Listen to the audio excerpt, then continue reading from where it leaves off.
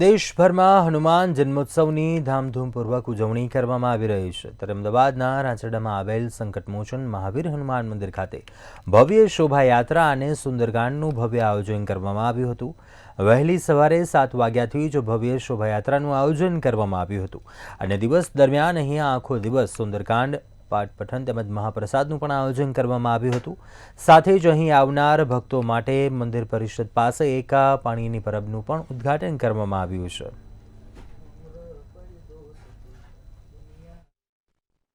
અમદાવાદની અંદર રાંચડામાં આવેલું છે સંકટ મોચન મહાવીર હનુમાન દાદાનું મંદિર, જ્યાં હનુમાન દાદા જે છે તે વિશ્રામ અવસ્થામાં ભક્તોને દર્શન આપે છે। આપ જોઈ શકો છો કે આજે હનુમાન જયંતિનો દિવસ છે, મહાપર્વ છે। હનુમાન જન્મોત્સવની આજે જ્યારે આખા દેશમાં ઉજવણી થઈ રહી છે ત્યારે સંકટ મોચન મહાવીર હનુમાન દાદાનું આજે મંદિર છે ત્યાં પણ આજે તેમને વિશેષ શૃંગાર કરવામાં આવ્યો છે ને આ એકમાત્ર એવું મંદિર છે જ્યાં ગાડી હનુમાન દાદાની જે પ્રતિકૃતિ છે, એમની જે મૂર્તિ છે તેમાં સાથે તેમના જ અવતાર ગણાય એવા બાબા નીમ કરોલી બાબા જે છે તેઓ પણ તેમની સાથે જોવા મળી રહ્યા છે। પ્રવીણભાઈ, આજે હનુમાન દાદાનો જન્મોત્સવ, પહેલાં તો કયા પ્રકારની વ્યવસ્થાઓ અહીંયા કરવામાં આવી છે ને એકમાત્ર એવું મંદિર અમદાવાદનું અને ગુજરાતનું જ્યાં જે હનુમાન દાદા જે છે તે સૂતેલી અવસ્થામાં છે, શું કહેવું?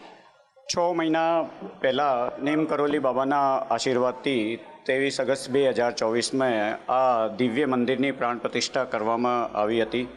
આ ભારત વર્ષનો ચોથો એવું દિવ્ય મંદિર છે જ્યાં હનુમાનજી વિશ્રામ કરતી અવસ્થામાં છે।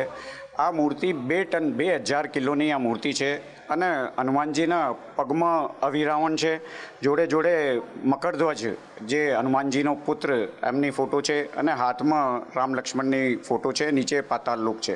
તો આ થીમ ઉપર આ મંદિરનું નિર્માણ કરાયેલું છે। અમદાવાદના રાંચડામાં આવેલું એકમાત્ર એવું મંદિર જ્યાં હનુમાન દાદા વિશ્રામ અવસ્થામાં છે અને સાથે જ નીમ કરોલી બાબા પણ આ મંદિરમાં બિરાજમાન છે ત્યારે લોકો આજના દિવસે ખાસ વિશેષ રૂપે હનુમાન દાદાના આશીર્વાદ લેવા માટે થઈને અહીંયા આવ્યા છે અને આશીર્વાદ લીધા અને ધન્યતા અનુભવી। કેમેરા પર્સન સંજય સાથે અનિતા પરમાર, મંતવ્ય ન્યૂઝ, અમદાવાદ।